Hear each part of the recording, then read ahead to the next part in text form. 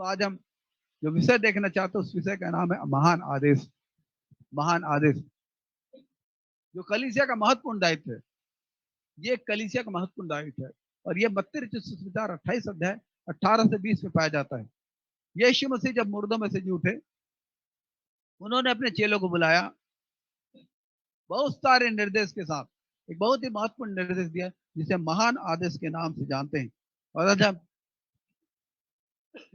इसी महान आदेश के समय थोड़ा हम विश्लेषण करेंगे। ये मत्ती रचित सुसमाचार 28 अध्याय के 18 से 20 पद में पाया जाता है और लिखा यूं, 18 से 20 को पढ़ लें। मत्ती 28 18 से 20। यीशु ने उनके पास आकर कहा, स्वर्ग और पृथ्वी का सारा अधिकार स्वर्ग और पृथ्वी का सारा अधिकार मुझे दिया गया है, इसलिए तुम जाओ। हाँ, सब जातियों के लोगों को चेला बनाओ। इसलिए तुम जाओ और सब जातियों के लोगों को चेला बनाओ और उन्हें पिता और पुत्र और पवित्र आत्मा के नाम से बपतिस्मा दो। और उन्हें सब बातें जो मैंने तुम्हें आज्ञा दी है मानना सिखाओ। और देखो मैं जगत के अंत तक सदा तुम्हारे संग हूँ। आमीन। ये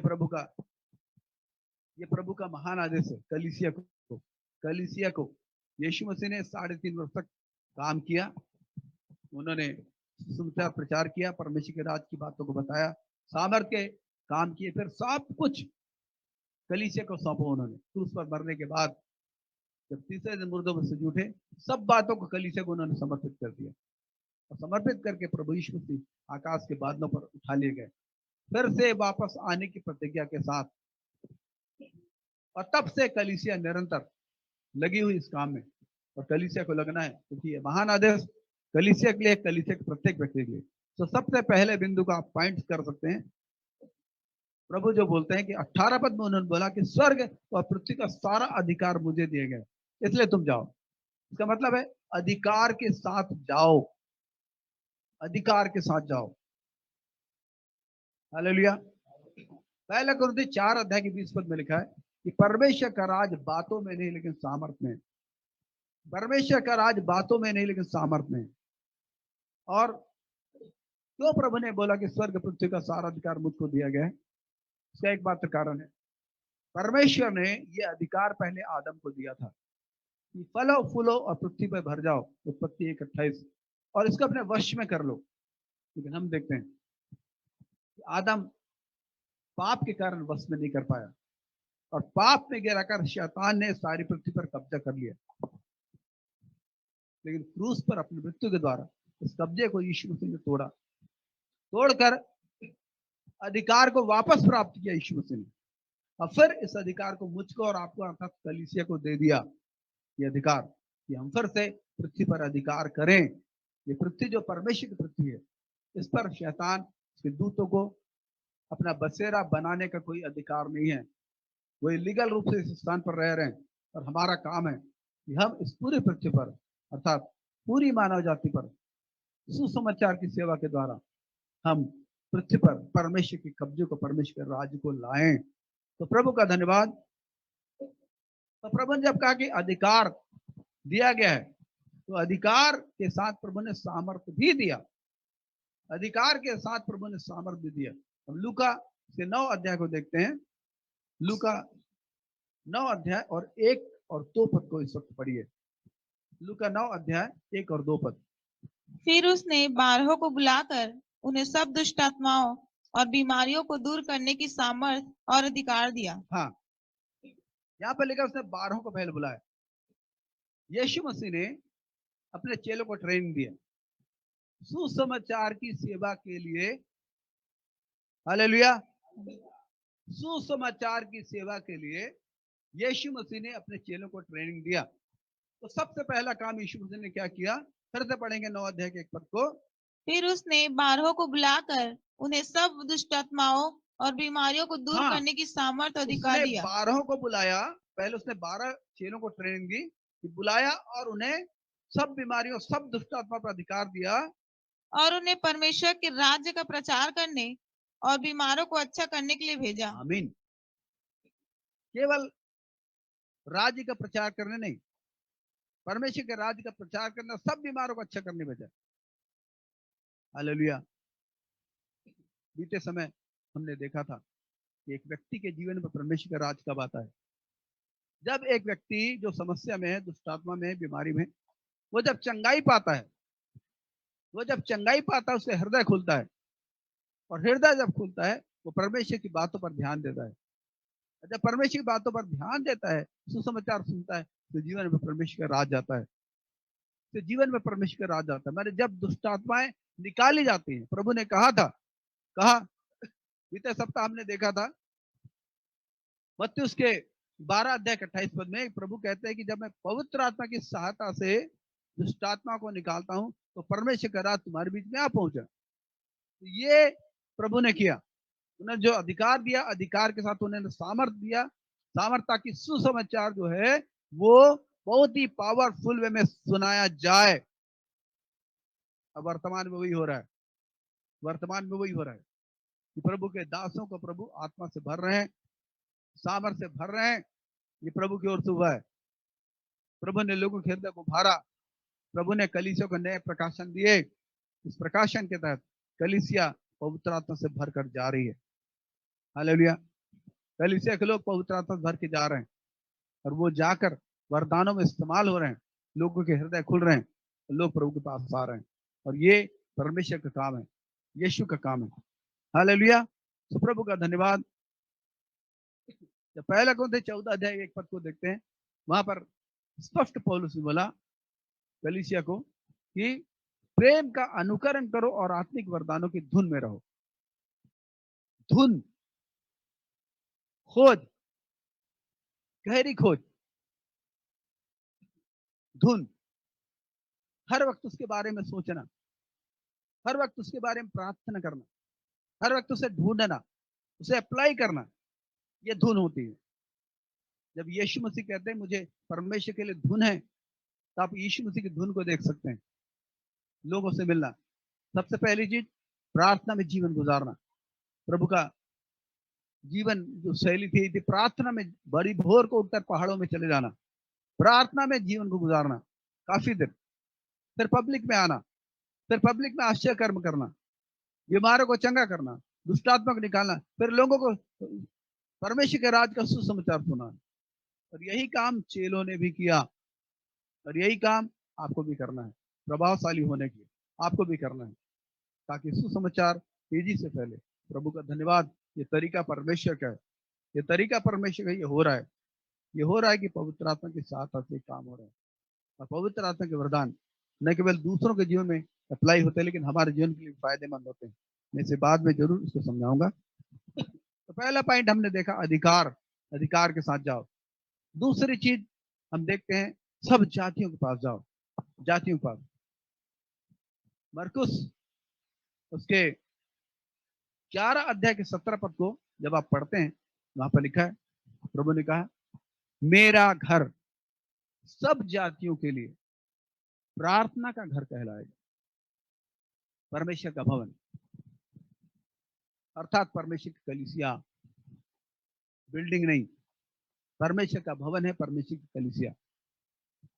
बिल्डिंग वो उपस्थित होने का स्थान मात्र है, उपस्थित होने का स्थान जहां कलीसिया इकट्ठी होकर आराधना करती है। कलीसिया का मतलब होता है चर्च। चर्च जहां इकट्ठी होकर आराधना करती, उस स्थान को चर्च कहा जाता है। आराधनालय, वो आराधनालय है, लेकिन मैं और आपसे मिलकर चर्च बनता है। और हमें आज्ञा दी गई कि संसार की जितनी जाति उन पे पास जाना है। अब पूरे संसार में लगभग 28,000 जातियां पाई जाती हैं, और भारत में 3-3,500 जातियां पाई जाती हैं, और अभी तक बहुत कम हिस्सों में काम हुआ है, और इस काम को आगे बढ़ाना है। इसलिए आप एक काम किया करें। आज मैं आपको एक होमवर्क दे रहा हूं, असाइनमेंट दे रहा हूं। या आप अपने घर के दाहिने साइड और बाएं साइड कम से कम 10 परिवारों को चुनें, उनका नाम लिखें, और डेली उनके लिए प्रार्थना करें सप्ताह भर। फिर ये दायरे को बढ़ाते जाएं। दूसरा काम, अब देखिए कि आपकी गांव या मोहल्ले में कितनी जाति के लोग रहते हैं। कितनी जाति के लोग रहते देखिए, कौन कौन सी जाति के लोग रहते हैं उसको लिखिए। और जैसे भजन 2:8 में लिखा है, भजन 2:8 निकालें और वैसे आप प्रार्थना कीजिए। भजन 2:8 वहां पर लिखा है, मुझसे मांग और मैं जाति जाति के लोगों को तेरी निज संपत्ति होने के लिए और दूर दूर के देशों को तेरी निज भूमि बनने के लिए दे दूंगा, ऐसा लिखा है। हाँ, मुझसे मांग। हाँ, 2 का हाँ, भजन 2:8 मुझसे मांग और मैं जाति जाति के लोगों को तेरी संपत्ति होने के लिए, जाति जाति के लोगों को तेरी संपत्ति होने के लिए और दूर दूर के देशों को तेरी निज भूमि बनने के लिए दे दूंगा। आमीन। दूर दूर के देशों को तेरी निज भूमि बनने के लिए दे दूंगा, ये प्रभु का वचन है। और इसीलिए ये आपको मांगना चाहिए, ये आपको मांगना चाहिए। भजन 2 यीशु मसीह के लिए भजन है, भविष्यवाणी का भजन है।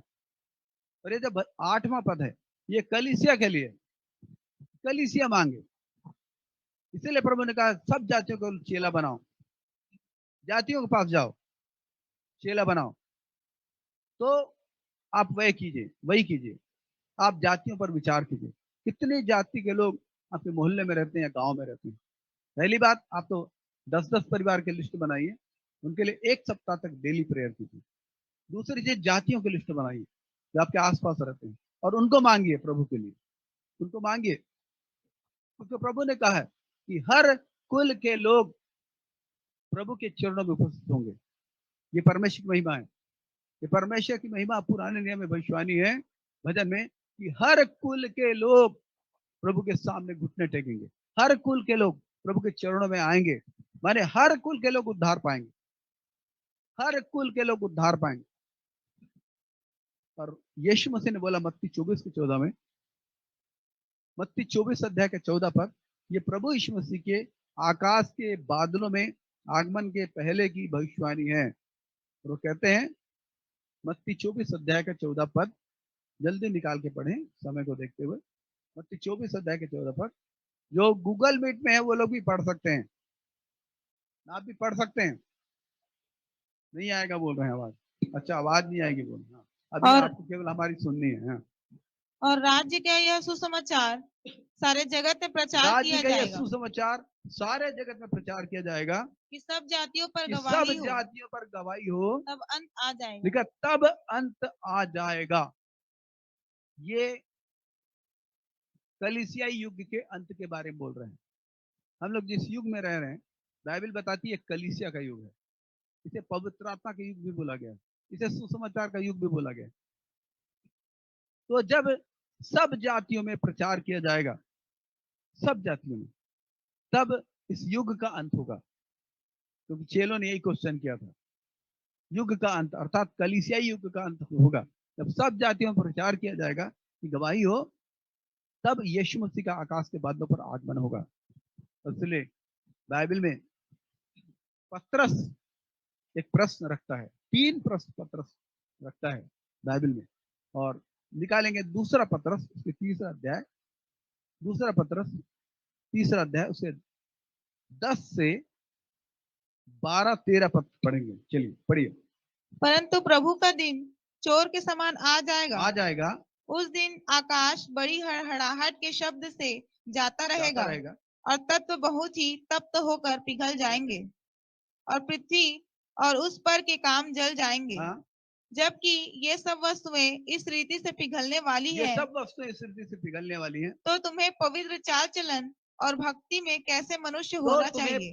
ये लिखा है, जबकि ये सब वस्तुएं इस रीति से पिघलने वाली हैं। तो पहला प्रश्न, तुम्हें पवित्र चाल चलन और भक्ति में कैसे मनुष्य होना चाहिए, और परमेश्वर के उस दिन की बाट किस रीति से जो होना चाहिए, परमेश्वर के उस दिन की बाट किस रीति से जो होना चाहिए, और उसके जल्द आने के लिए कैसा यत्न करना चाहिए, जल्द आने के लिए कैसा यत्न करना चाहिए, जिसके कारण आकाश आग से पिघल जाएंगे और आकाश के गण बहुत ही तप्त होकर गल जाएंगे।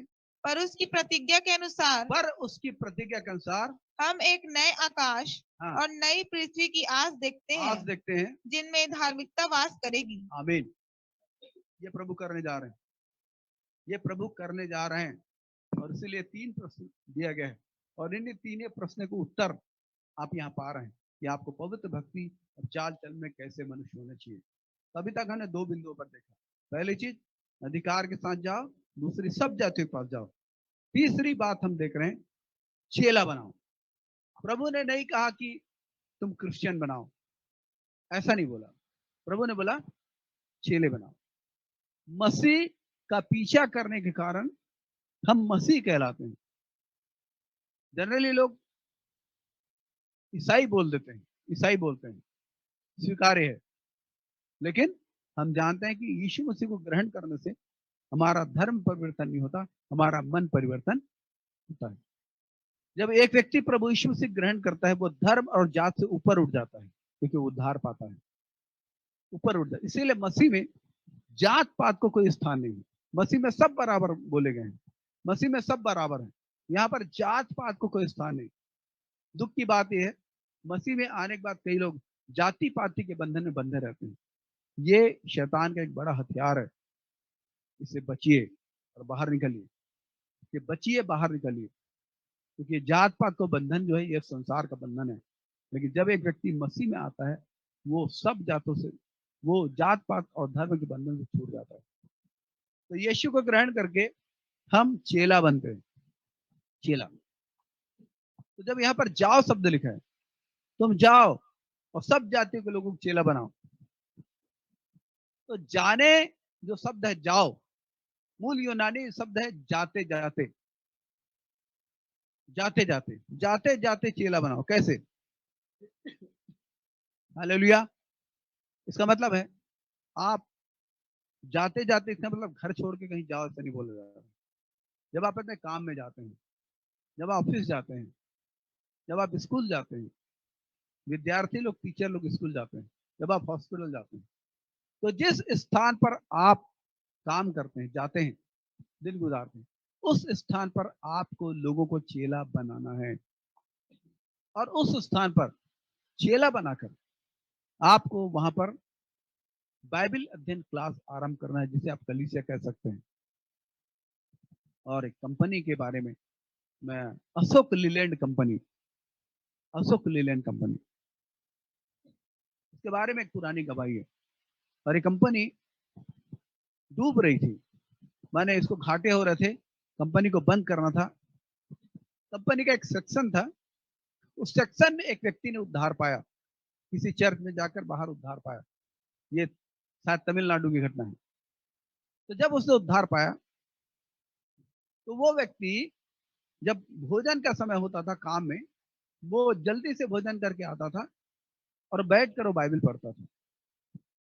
तो जब किसी व्यक्ति ने देखा उसको, तो वो उसके पास आया, उसने पूछा, भाई तुम क्या करते हो? उसने कहा, मैं परमेश्वर का वचन पढ़ता हूँ। तो बोले, क्या है? तो उसने फिर उसको सुसमाचार सुना। उस व्यक्ति को इंटरेस्ट आया। ध्यान दीजिए, बहुत ही शानदार चीज, व्यक्ति को इंटरेस्ट आया, वो भी उसके साथ बैठने लगा। और ये दोनों जल्दी भोजन करके आते, बैठ जाते। और ये जो व्यक्ति था, ये उसको, दूसरे व्यक्ति को ये परमेश्वर का वचन सिखाता था, और दोनों मिलकर प्रार्थना करते थे। धीरे से तीसरा व्यक्ति इनके साथ जुड़ गया, धीरे से चौथा व्यक्ति जुड़ गया, और ये 30 लोगों का ये दल था, 30 लोगों का दल था ये सेक्शन। धीरे धीरे धीरे धीरे इसमें अधिकांश लोग जुड़ गए। ये बैठ के बाइबल अध्ययन करते, प्रार्थना करते। प्रार्थना क्या करते? अपने वर्क के लिए प्रार्थना करते, प्रोडक्शन के लिए प्रार्थना करते। होने ये लगा कि इनका जो सेक्शन था वो बेहतर प्रोडक्शन करने लगा। हालेलुया। क्योंकि जहां 2 या 3 मेरे नाम से इकट्ठे होते हैं, उनके बीच में होता हूं प्रभु पर। और जब प्रभु होते हैं, वहां आश्चर्य कर्म होते हैं, क्योंकि अंधकार की शक्तियां, श्राप की ताकतें वहां से टूटती और नष्ट होती हैं। तो जो श्राप उस ऑफिस में था, वो श्राप टूटा, प्रोडक्शन अच्छा होने लगा, काम अच्छा होने लगा। ये लोग जिन्होंने मसीह को समझा था, मसीह को जाना था, वचन के अनुसार ये लोग बहुत बेहतर मेहनत करने लगे। काम चोरी बंद हो गई, हलाली बंद हो गई, सुस्ती बंद हो गई, और अब इन्होंने समझ दिया कि जो हम काम कर रहे हैं ये प्रभु की सेवा है, क्योंकि बाइबल बताती है। तो प्रभु की सेवा समझ के लोग काम करने लगे, जी से मेहनत करने लगे, और कंपनी उन्नति करती गई। किसी ने कंप्लेन किया मालिक को, बोर्ड को, यहाँ पर ईसाई बनाने काम चलता है। वो आए, उन्होंने चेक किया, चेक करने के बाद बोले यहाँ पर ये लोग दुआ करते हैं, बैठते हैं, प्रभु को प्रार्थना करते हैं। इनके प्रार्थना और दुआ का परिणाम ये हो कि कंपनी का प्रोडक्शन बढ़ गया है, तो हम क्यों इन्हें डिस्टर्ब करें। इनके काम की कार्य क्षमता बढ़ गई, इनका स्किल बढ़ गया, इनकी दक्षता बढ़ गई, तो उन्नति हुई, जिससे कंपनी को फायदा हो रहा है। तो ऐसे काम को क्यों बंद किया जाए। हालेलुया। तो क्या हो रहा है, संभवतः आपको कुछ तो मिल रहा होगा। तो ये जो जाओ शब्द है, इसका है जाते जाते, माने जहां आप जाते हैं, आप ऑफिस जाते हैं वहां पर, आप स्कूल जाते हैं वहां पर, आप ट्रेन में सफर करते हैं वहां भी, जब आप बाजार में जाते हैं वहां भी। ये हो सकता है, ये हो सकता है कि जब आप लोगों से मिलते हैं, आप सुसमाचार सुनाएं। अधिकतर प्रभु का धन्यवाद इन दिनों हो ये रहा है कि लोग अपनी समस्याओं को लेकर चर्च आ रहे हैं, बहुत भटक रहे हैं, फिर चर्च आ रहे हैं, और यहाँ प्रभु उनको छुटकारा दे रहे हैं, और यहाँ से काम आरंभ हो रहा है। कैसे लोग, जिनको छुटकारा मिल रहा है, वो लोग, मैं ऐसा कर रहा हूं कि हर मोहल्ले में, प्राय मोहल्ले में जहां जहां लोग हैं, वहां पर प्रार्थना दल है, और वहां के लोग प्रार्थना करते हैं, वहां के लोगों की प्रार्थनाओं से छुटकारा मिलता है, और वो लोग फिर वहां पर सम्मिलित होते हैं, और इस तरह से काम बढ़ रहा है। और यही काम बढ़ाने का तरीका है कि प्रभु के सेवकों सुनो, यदि आप अपने लोगों को पर विश्वास नहीं करोगे, उन्हें सेवकाई नहीं सौंपोगे, उन्हें दायित्व नहीं सौंपोगे, उन्हें प्रचार करने नहीं दोगे, उन्हें बपतिस्मा देने नहीं दोगे, उन्हें प्रार्थना करने नहीं दोगे, उन्हें आश्चर्य कर्म करने नहीं दोगे, उन्हें दुष्टात्मा निकालना नहीं सिखाओगे, आपका काम नहीं बढ़ेगा। क्योंकि हम अपनी महिमा या अपने राज्य के लिए काम नहीं करते, हम उसके राज्य के लिए काम करते हैं, उसके राज्य की बढ़ोतरी के लिए काम करते हैं। और अवश्य है कि हर एक विश्वासी को तैयार किया जाए, क्योंकि कलीसिया जो है वो तैयार या प्रशिक्षण का केंद्र है, जहां पर विश्वासी लोग चेले बनते हैं, चेले बनते हैं। प्रभु ने बोला, चेले की परिभाषा हमने बीते सप्ताह देखा था, जो यूहन्ना 15:8 में प्रभु ने कहा था कि तुम जाकर बहुत सफल लाओ, तब तुम मेरे चेले ठहरोगे। विश्वासी, बीते समय परिभाषा देखे थे, विश्वासी वो है जो विश्वास करता है, विश्वास करके वो दुष्टात्माएं निकालता है, बीमारों को चंगा करता है, अन्य भाषा बोलता है, ये विश्वासी है। लेकिन चेला वो है जब वो विश्वास करने वालों को चेला बनाता है, विश्वास करने वालों को चेला बनाता है। चेला बनाने कर वो उन्हें विश्वास में लाता है, विश्वास में लाने के बाद वो उनको प्रशिक्षित करता है, उन्हें चेला बनाता है, प्रशिक्षित करता है, उन्हें आज्ञा मानना सिखाता है, उन्हें बपतिस्मा देता है, और उन्हें दूसरों तक भेजता है कि वो व्यक्ति आगे बढ़े और आगे बढ़कर काम करे। तो जब आप किसी व्यक्ति को पकड़ते हैं, तो आपका जो उद्देश्य है, उस व्यक्ति को पकड़ने के बाद उसके घर, माने उसके पूरे घराने और फिर उसके गांव को प्रभु में लाना है, ये लक्ष्य लेकर काम करें, ये लक्ष्य लेकर काम करें। आप डायरेक्ट करते रहते हैं पवित्र आत्मा की अगुवाई से, और वो लोग काम करते हैं, और फिर आप देखेंगे, क्योंकि पौलुस यही ऐसे ही काम करता था। पौलुस की काम करने की शैली यही थी कि वो लीडर्स खड़ा करता था, और लीडर्स खड़ा करता था, उन पर फेथ करता था, उनको सिखाता था, वहां जाकर सिखाता था, पत्रियों के माध्यम से सिखाता था, वो सिखाता था, संदेश भेज भेज कर सिखाता था, उन्हें मॉनिटरिंग करता था, और इस प्रकार से बहुत सारे लोग जो है वो पौलुस के साथ खड़े हो गए सुसमाचार की सेवा के लिए, कलीसिया के संचालन के लिए, और काम बढ़ा। कई ऐसी कलीसियां थी जो पौलुस के निर्देशन में बनी थी, लेकिन मजे की बात है, पौलुस कभी उस स्थान में नहीं गया था, उसने रूबरू होकर बातचीत नहीं किया था, लेकिन पत्रियां भेजता था पौलुस। वो ऐसी कलीसियां थी जो पौलुस की मेहनत थी, लेकिन पौलुस के साथ उसके लोगों ने मिलकर मेहनत की थी। इसके लिए जरूरी है कि प्रत्येक विश्वासी को खड़ा होना है, अपनी क्षमता के अनुसार काम करना है। वो जहां काम कर सकता है, जो घरेलू महिलाएं वो अपने मोहल्ले में काम कर सकती हैं, वो घरों में अपने परिचित लोगों को प्रभु के बारे में बता सकती हैं। और अब वर्तमान में सब व्यक्ति को प्रभु की जरूरत है, क्योंकि हर व्यक्ति मुसीबत में है, हर व्यक्ति अंधकार से पीड़ित है, हर व्यक्ति शैतान से पीड़ित है। और अभिषेक यही है कि यीशु मसीह शैतान से पीड़ित लोगों को छुड़ाते हैं और आपके माध्यम से, और इसीलिए लोग प्रभु के पास आ जाते हैं, इंटरेस्ट लेते हैं। ये हो रहा है और यही करना है। जो घरेलू महिला है उन्हें यही करना है, उन्हें अपने मित्रों को, जो आसपास उनके मित्र रहते हैं, महिला मित्र, उनके साथ बातें करना है, उनको विश्वास में लाना है। जब दो लोग मिलकर प्रार्थना करेंगे और सुसमाचार प्रचार करेंगे तो कलीसिया बढ़ेगी। और आप लक्ष्य लेकर चलिए, अगर आप 2 हैं तो आपको अगले साल 4 हो जाने हैं, फिर आपको 16 हो जाने हैं। इस प्रकार से आपको बढ़ते जाना है। ये लक्ष्य लेकर चलें, और जब इस लक्ष्य को लेकर चलते हैं आप देखेंगे कि प्रभु, ये पवित्र आत्मा का काम है, पवित्र आत्मा आपके साथ होंगे। तो जहां भी आप जाते हैं, स्कूल जाते हैं या ट्रेन में भी आप बैठते हैं, आप सुसमाचार सुना सकते हैं, आप परिचय बना सकते हैं।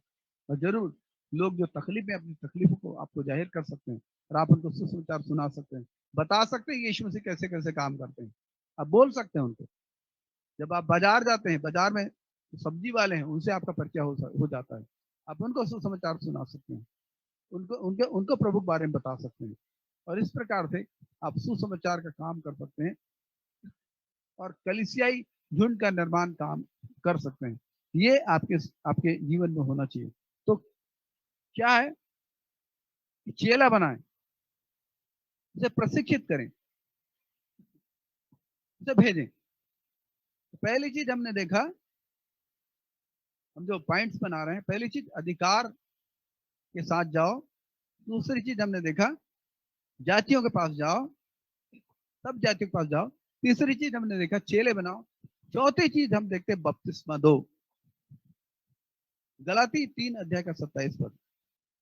और तुम में से जितनों ने मसीह में बपतिस्मा लिया है, उन्होंने मसीह को पहन लिया है। हाँ, आमीन। जब एक व्यक्ति बपतिस्मा लेता है, इसका मतलब मसीह को पहन लेता है।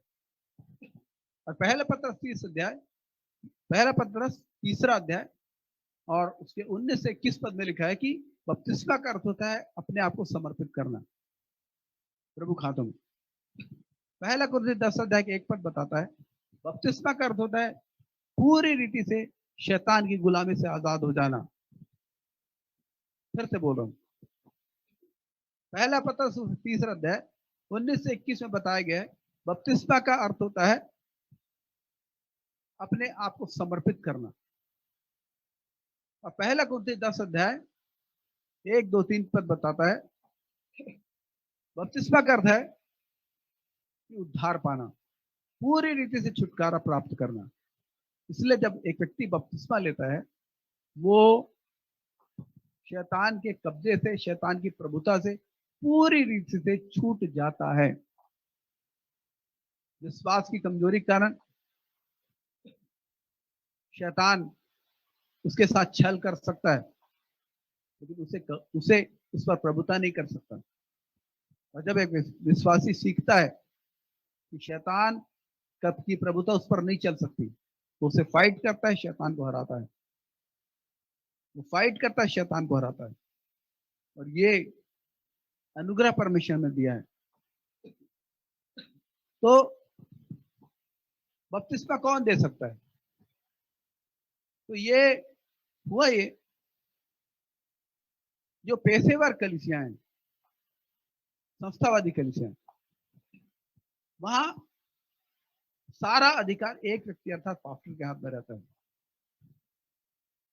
वही मैसेज देगा, वही प्रेयर करेगा, वही बपतिस्मा देगा, वही प्रभु बोध देगा। लेकिन बाइबल इस बात का समर्थन नहीं करती। बाइबल इस बात का समर्थन नहीं करती। बाइबल में कहीं नहीं लिखा कि पास्टर को बपतिस्मा देना चाहिए, बल्कि जब आप देखेंगे जब यीशु मसीह बपतिस्मा देते थे तो उनके चेलों को खड़ा करते थे, चेले लोग बपतिस्मा देते थे। जब पतरस प्रचार करता था तो उनके साथ भाई लोग होते थे, वो लोग बपतिस्मा देते थे। ऐसा किया जाता था।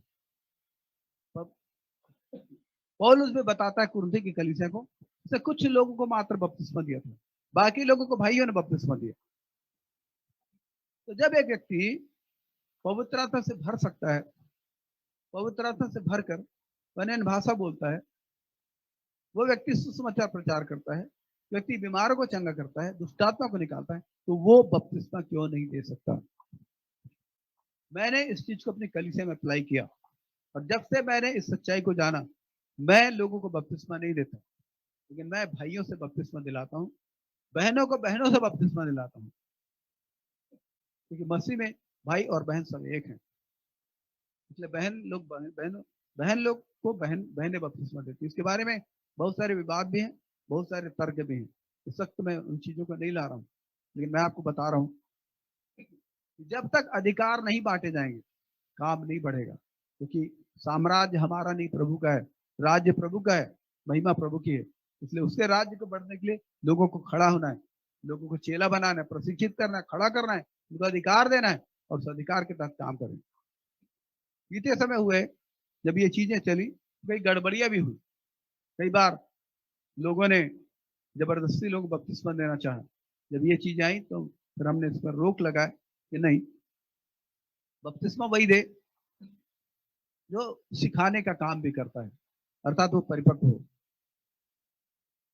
वही बपतिस्मा दे। और इसीलिए हम चेक करते हैं कि वास्तव में एक व्यक्ति प्रभु के प्रति सही ढंग से वो प्रभु में आए कि नहीं, और तब उसको अलाउ करते हैं।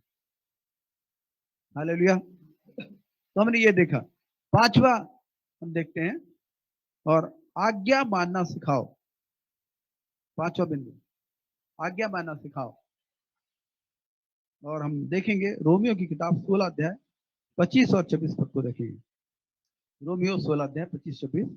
अब जो तुमको मेरे सुसमाचार अर्थात यीशु मसीह के संदेश के प्रचार के अनुसार स्थिर कर सकता है, उस भेद के प्रकाश के अनुसार जो सनातन से छिपा रहा, परंतु अब प्रकट होकर सनातन परमेश्वर की आज्ञा से भविष्यवक्ताओं की पुस्तकों के द्वारा सब जातियों को बताया गया है कि वे विश्वास से आज्ञा मानने वाले हो जाएं। ये सुसमाचार सब जातियों को क्यों बताया गया कि वे विश्वास करें और आज्ञा मानने वाले हो जाए। तो पाप का दूसरा नाम विद्रोह है, बलवा है। विद्रोह, विरोध करना है पाप का दूसरा नाम। और मनुष्य का जो जीवन है वो परमेश्वर के विरोध में है, पाप में है, इसलिए परमेश्वर के विरोध में है। मनुष्य के विचार, मनुष्य की कल्पनाएं, मनुष्य की इच्छाएं, मनुष्य के निर्णय, अब देखेंगे, आप अपने आप को जांच सकते हैं, देखेंगे वो परमेश्वर की वचन के विरोध में है, परमेश्वर की इच्छा के विरोध में है। और इसीलिए हम अनाज्ञाकारिता से आज्ञा पालन करने के लिए बुला गए हैं। और इसलिए क्या सिखाना है? आज्ञा मानना सिखाना है, आज्ञा मानना सिखाना है। मूल रीति से 2 आज्ञाएं आप लिख सकते हैं, 2 आज्ञा। सबसे पहली आज्ञा, आपस में प्रेम रखना। हम यूहन्ना 13 अध्याय 34-35 पद को हम देखते हैं। यूहन्ना 13 अध्याय 34 और 35 पद को कलीसिया के लिए बहुत ही महत्वपूर्ण है ये शिक्षा। मैं तुम्हें एक नई आज्ञा देता हूँ, प्रभु कहते हैं मैं तुम्हें एक नई आज्ञा देता हूँ कि एक दूसरे से प्रेम रखो। प्रभु कहते हैं एक दूसरे से प्रेम रखो जैसा मैंने तुमसे प्रेम रखा है। जिस स्टैंडर्ड में जैसा मैंने तुमसे प्रेम रखा है, वैसा ही तुम भी एक दूसरे से प्रेम रखो। यदि आपस में प्रेम रखोगे, तो इसी से सब जानेंगे कि तुम मेरे चेले हो। तुम मेरे चेले हो। लूका उसके 11 अध्याय के 17 पद को पढ़ दें, और यहाँ पर हम देखते हैं फूट से क्या होता है। प्रेम से उन्नति होती है, प्रेम से एकता होती है, प्रेम से लक्ष्य को पाने में सहायता मिलती है। फूट से क्या होता है? परंतु उसने उनके मन की बातें जानकर उनसे कहा, जिस जिस राज्य में फूट होती है, वह राज्य उजड़ जाता है, जाता है। और जिस घर में फूट होती है वह नष्ट हो जाता है। और यही कई सारी कलीसियाओं का हाल है। लूका 12 के 32 में प्रभु ने बोला, हे छोटे झुंड मत डर, क्योंकि तेरे पिता को यह भाया तुझे राज्य दे। मैं कई बार इस बात की गवाही दे चुका हूं। प्राय हर कलीसिया में इस चीज को बोला जाता है। पहले इसको बहुत इस्तेमाल किया जाता था धन्यवाद के साथ, लेकिन मैंने कलीसियाओं को टूटते, उजड़ते, बर्बाद होते, बंद होते देखा है। कारण फूट, आपस में प्रेम नहीं, आपस में एक दूसरे के नहीं सहना, एक दूसरे की आलोचना करना, एक दूसरे के खिलाफ बिना सोचे समझे मुंह खोलना, एक दूसरे को चिढ़ाना, एक दूसरे को बदनाम करना, एक दूसरे के प्रति गलत विचार रखना और उसे प्रचार करना। और इसी कारण कलीसिया टूटती है। जब लोगों का मन एक नहीं होता तो लोग एक साथ प्रार्थना नहीं करते, एक मन एक चित्त होकर प्रार्थना नहीं करते जैसे प्रतिज्ञा प्रभु ने की है। और ऐसी स्थिति में वो कलीसिया बनी नहीं रहती। इसीलिए कलीसिया के प्रत्येक लोगों का दायित्व है कि वो आपस के प्रेम को बनाएं। हर उस बात को, हर उस एटीट्यूड को, हर उस व्यवहार को, हर उस बोलचाल को जो दूसरों के साथ संबंध को खराब करती, त्यागें। मुंह को वश में रखना सीखें और प्रेम वाली चीजों को आगे बढ़ाएं। हम सब असिद्ध लोग हैं, हम सब के जीवन में कमियां और घटियां हैं, और हम सब के जीवन से किसी न किसी को किसी न किसी बात में ठोकर लगती है। लेकिन सहें, तो सहें, एक दूसरे को जहां तक समझा सकते समझाएं। और सबसे महत्वपूर्ण चीज है प्रार्थना करें, क्योंकि अगर काम को बढ़ते देखना है तो ये करना होगा। और कई लोग का जीवन बिल्कुल अक्षमाशील होता है, वो दूसरों को क्षमा नहीं करते, और ऐसे लोग हमेशा अकेले रह जाते हैं। लोग उनके पास नहीं रहते, उनकी अक्षमाशीलता कारण, की कड़वाहट के कारण। तो इसलिए कलीसिया के प्रत्येक भाई बहनों का दायित्व यही है, वो आपस में प्रेम रखें, गुटबंदी ना करें। गुटबंदी भी देखी जाती है। अगर किसी मोहल्ले में मीटिंग होती है, उस मोहल्ले में, उस मीटिंग में वही लोग आते हैं जो उनके अपने मित्र जैसे लोग हैं। लेकिन अगर उनके पड़ोस में भी कोई मीटिंग हो रही है और वो उनके मित्र जैसे नहीं है, उनके घर में नहीं जाते, ये बहुत बड़ी बुराई है। ये खत्म होनी चाहिए मसीह जीवन से।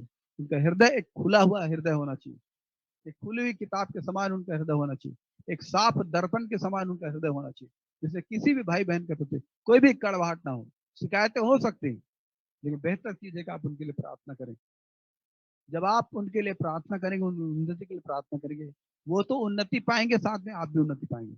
लेकिन यदि आपने अपने हृदय में कड़वाहट को बोना जारी रखा, होगा ये कि नुकसान आपका होगा। क्योंकि भजन 109 उसके 17 पद में एक व्यक्ति के बारे में वहां पर दाऊद कहता है, एक व्यक्ति के बारे में लिखा है कि वो व्यक्ति शाप देने में प्रीति रखता था, वो आशीष देने में प्रीति नहीं रखता था, श्राप देने में प्रीति रखता था, और श्राप उस पर आ पड़ा।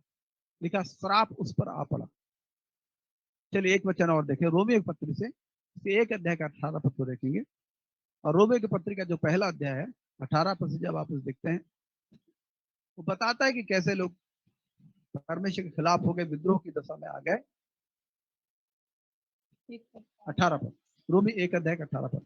परमेश्वर का क्रोध तो उन लोगों की सब अभक्ति और अधर्म पर स्वर्ग से प्रकट होता है जो सत्य को अधर्म से दबाए रखते हैं। सत्य को अधर्म से दबाए रखते हैं। अब इसके 28 पद से पढ़ें। जब उन्होंने परमेश्वर को पहचानना ना चाहा, तो परमेश्वर ने भी उन्हें उनके निकम्मे मन पर छोड़ दिया कि वे अनुचित काम करें। अनुचित काम करें। क्या है अनुचित काम? देखिए, इसलिए वे सब प्रकार के अधर्म और दुष्टता और लोभ और भैर भाव से भर गए।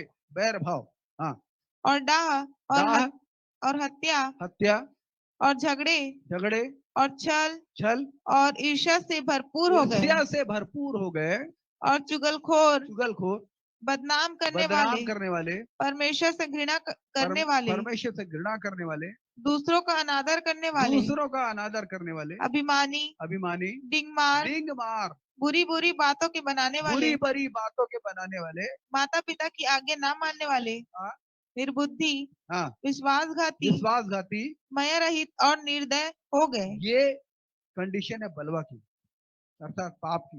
पाप ने इंसान को इतना बिगाड़ दिया, इतना बिगाड़ दिया। और आज भी एक ही पवित्र आत्मा सबने पाया, लेकिन लोगों के हृदय में कड़वाहट पाई जाती, जो उचित नहीं है। ये कड़वाहट से निकाल के बाहर फेंकिए। ये संसार का खमीर है, इसे पुराना खमीर बोला गया। बिकॉज पुराना खमीर अपने जीवन से निकालो, नया गूथा हुआ आटा बन जाओ, और तब आप जब सुसमाचार की सेवा करेंगे, प्रभु की महिमा के लिए जिएंगे, आप प्रभावशाली होंगे। तो सबसे पहली यही शिक्षा है, इसे मातृ शिक्षा कहते हैं। मातृ शिक्षा इसे कहते हैं। बीते समय हमने देखा था कि आपस में एक दूसरे से प्रेम रखें, एक दूसरे की सहें, एक दूसरे की मदद करें, एक दूसरे की सहायता करें। और दूसरी चीज है, मैंने बोला कि आपको आज्ञा मानना सीखना है, तो क्या है? पहली चीज आपस में प्रेम रखना। दूसरी चीज है महान आदेश का पालन करना। ये हर विश्वासी का दायित्व है कि वो महान आदेश का पालन करें। क्यों? कि जब पतरस के साथ प्रभु ने बातचीत किया, तो पतरस से कहा, मत्ती 16 अध्याय 18 पद में, मैं तुझसे कहता हूं तू पतरस है, और मैं इस पत्थर पर अपनी कलीसिया बनाऊंगा, और अधोलोक के फाटक उस पर प्रबल ना होंगे। कलीसिया पर अधोलोक के फाटक प्रबल नहीं होंगे। कलीसिया का दर्शन यह है कि कलीसिया शैतान के कामों को नष्ट करती जाए। कलीसिया पृथ्वी पर परमेश्वर का राज्य लाए, और जरूरी है सबसे पहली चीज कि हम शैतान के राज्य से सावधान रहें, आपसी प्रेम रखें। और दूसरी चीज, हम महान आदेश का पालन करें। और जब बहुत सारी इसमें घटनाएं पाई जाती हैं, जब मरकुस रचित सुसमाचार 5 अध्याय के 20 पद को आप देखते हैं, मरकुस रचित सुसमाचार का 5वां अध्याय, वहां पर एक व्यक्ति के बारे में लिखा है जिसके अंदर 6000 दुष्ट आत्माएं थी। दुष्ट आत्माएं निकल गई, और वो व्यक्ति यीशु मसीह से बोलने लगा कि मैं तेरे साथ चलूंगा। लेकिन यीशु मसीह ने उसको बोला कि जा, और तू जाकर अपने लोगों को बता, अपनी गवाही दे कि प्रभु ने तेरे साथ कैसे के बड़े बड़े काम किए। तो 5 अध्याय के 20 पद को पढ़िए। हाँ, वह जाकर दिकापुलिस में इस बात का प्रचार करने लगा, हाँ, कि यीशु ने मेरे लिए कैसे बड़े काम किए हैं। आमीन। इस व्यक्ति ने क्या किया? कि घर में जाकर चुपचाप नहीं बैठ गया, अपने पुरानी जिंदगी में नहीं लौट गया। लेकिन ये दिका पुलिस का मतलब होता है 10 नगर। दिका पुलिस जो शब्द है, इसका मतलब है 10 नगर का कोई समूह, कोई एरिया था। वो वहां जाकर सुसमाचार प्रचार करने लगा, अपनी गवाही प्रस्तुत करने लगा। किसी व्यक्ति को सुसमाचार देने में सबसे महत्वपूर्ण चीज होती है आपकी गवाही, जो जीवित और प्रभावशाली होती है। और आपकी गवाही ही लोगों को प्रभावित करती है कि लोग मसीह के पास आकर वो भी प्रार्थना करें, अपनी आवश्यकताओं के लिए मांगे, और आश्चर्य कर्म प्राप्त करें। तो ये व्यक्ति, इसने 10 नगरों में प्रचार कर दिया। अवश्य वहां कलीसियाएं बने होंगी। तो ऐसे हम देखते हैं यूहन्ना रचित 4 अध्याय, और वहां पर सामरी स्त्री के बारे में देखते हैं। और हम देखते हैं यीशु मसीह जब वार्तालाप हुई, और जब उसकी आंखें खुली, उसने जान लिया ये मसीह है, वो दौड़ गई गांव में, और सारे गांव को उसने बता दिया। सारे गांव को बता, सारे गांव के लोग मसीह के पास आ गए, और मसीह को उन्होंने रोका 2 दिन और, रुक जाओ। हालेलुया। और फिर हम 6वें पॉइंट में आते हैं। अभी तक हमने क्या क्या पॉइंट देखा? पहला पॉइंट, अधिकार के साथ जाओ। दूसरा पॉइंट, सब जाति के पास जाओ। तीसरा पॉइंट, चेला बनाओ। चौथा पॉइंट, बपतिस्मा दो। 5वां पॉइंट, आज्ञा मानना सिखाओ। और 6वां पॉइंट है, भेजो। और प्रभु ने बोला मत्ती 28 के 20 में, मैं जगत के अंत तक सदैव तुम्हारे संग हूं। प्रभु ने एक बात और कही थी, जिसका रिकॉर्ड हम प्रेरितों काम 1 अध्याय का 8 पद पाते हैं। प्रभु ने बोला, जब पवित्र आत्मा तुम पर आएगा, जब पवित्र आत्मा तुम पर आएगा, तुम सामर्थ पाओगे। तो प्रभु ने जिस सामर्थ के बारे में बोला, वो आश्चर्य कर्म करने की शक्ति थी, जिसको चेलों ने किया। स्पष्ट है, सामर्थ पाओगे। और सारे यरूशलेम, सारे यहूदिया, सारे सामरिया और पृथ्वी की छोर तक मेरे गवाह इसीलिए प्रभु ने कहा जगत के छोर तक, और इसलिए जगत के छोर तक पहुंचने के लिए एक व्यक्ति को क्या करना पड़ेगा, उसे दूसरों को तैयार करके भेजना पड़ेगा। जगत के छोर तक एक व्यक्ति को जाने के लिए क्या करना पड़ेगा, उसे दूसरों को तैयार करके भेजना पड़ेगा। यही काम प्रेरितों ने किया, उन्होंने लोगों को तैयार किया। वो केवल मातृ शिक्षा नहीं देते थे, चर्च में बैठे रहो, भजन गाओ, सुनो, प्रार्थना कराओ, अपना दान डालो, दशमांश दो और घर चले जाओ। ये शिक्षा ही नहीं थी, बल्कि उन्हें कलीसिया में कैसे जीना है, प्रभु साहब कैसे जीना, बातों की शिक्षा के साथ साथ प्रैक्टिक शिक्षा दी जाती थी कि वे महान आदेश को पूरा करें, वे महान आदेश को पूरा करें, वे महान आदेश को पूरा करें, वे प्रभु के साथ, प्रभु के अधिकार को लेकर लोगों तक जाएं, उन्हें सुसमाचार सुनाएं, शांति की संतान को ढूंढे पकड़े, उसके साथ मिलकर उसे प्रशिक्षित करें और उसके द्वारा वो लोगों को इकट्ठा करें, उन्हें सुसमाचार सुनाएं, उन्हें तैयार करें, प्रशिक्षित करें, बपतिस्मा दें, आज्ञा मानना सिखाएं, उन्हें वहां से भेजें। हालेलुया। आइए हम प्रार्थना में जाएं। दयालु सामर्थी करुणा में परमेश्वर, धन्यवाद देते आपके अनुग्रह के लिए, धन्यवाद आपकी कृपा और करुणा के लिए, धन्यवाद आपके दया के लिए। गोपाल करके एक नाम को प्रभु ने बताया कि मैं इसी जीवन की सारी गड़बड़ियों को मिटाऊंगा, जो भी समंजस की स्थितियां उस जीवन में पाई जाती है, सारी चीजों को मैं दूर करूंगा, ये प्रभु का वचन है। थैंक यू लॉर्ड, धन्यवाद यीशु, हम आपकी तारीफ करते हैं। वैदेही करके नाम और आ रहा है, वैदेही करके। Thank you Jesus. प्रभु कह रहे हैं कि मैं तुझे आशीष दूंगा। Thank you Jesus. हालेलुया। राबा दबा दबा बश्य मम्मा, holy and praise my Lord. Hallelujah. हम आपकी तारीफ और आपकी स्तुति करते हैं, आपकी बड़ाई प्रशंसा करते हैं। आपकी शाम के लिए धन्यवाद, आपके अनुग्रह के लिए धन्यवाद। आप अपने पवित्र पाक वचनों से हमें प्रभु जी सीखने का अनुग्रह दे रहे हैं कि बाइबल की सच्चाई क्या है। खुदा हम आपकी तारीफ करते हैं प्रभु जी, हम आपकी स्तुति करते हैं क्योंकि आपने अपने चेलों को महान आदेश दिया।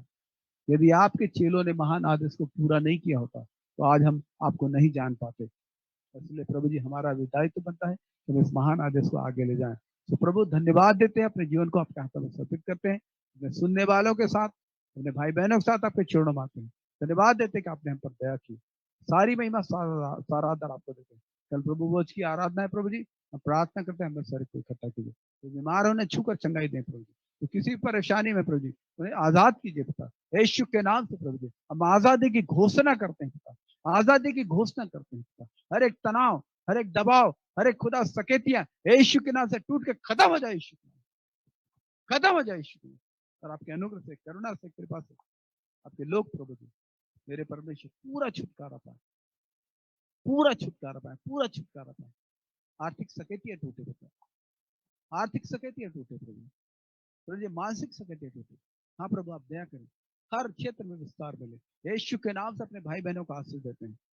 यीशु के नाम से जो किसी प्रकार से आर्थिक कमी घटियों पाए जाते हैं, यीशु के नाम से आशीष देते हैं। शैतान का हाथ उनके जीवन से हट जाए, बलवंत की सामर्थ टूट जाए, आर्थिक बातों में नए अवसर मिले, नए अवसर मिले। जिनके पास काम नहीं उनको काम मिले, जिनके पास काम है प्रभु जी, व्यवसाय पिता उनके व्यवसाय चले प्रभु जी।